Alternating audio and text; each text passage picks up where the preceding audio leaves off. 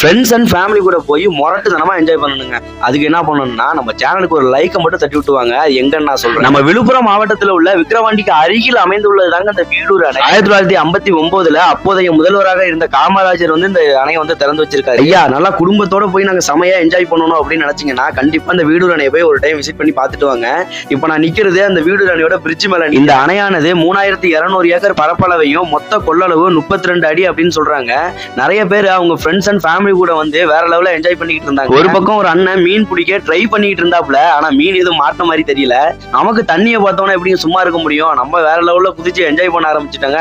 அந்த அளவுக்கு தண்ணியே அப்படி இருந்துச்சு. சில பேரெல்லாம் வீட்டுல இருந்து வரும்போதே புளிசோரெல்லாம் கட்டி கொண்டு வந்திருப்பாங்க போல இருக்கு. ஆளுக்கு ஒரு உருண்டையா தண்ணிக்குள்ள வச்சு சாப்பிட்டுட்டு இருந்தாங்க.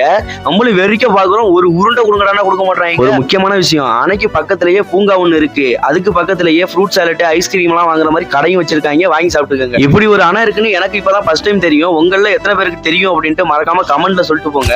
தெரியலனாலும் சொல்லிட்டு போங்க, நான் தெரிஞ்சு. விழுப்புரம் சரௌண்டிங்ல நீங்க இருக்கிறீங்கன்னா உங்கள்ட்ட கார் பைக் இருக்கு அப்படின்னா வாட்டர் சைடு இதெல்லாம் வேணா ஸ்ட்ரைட்டா அணைக்குள்ள விட்டு அப்படியே பலன்னு வண்டியை வெளில எடுத்துக்கலாம்.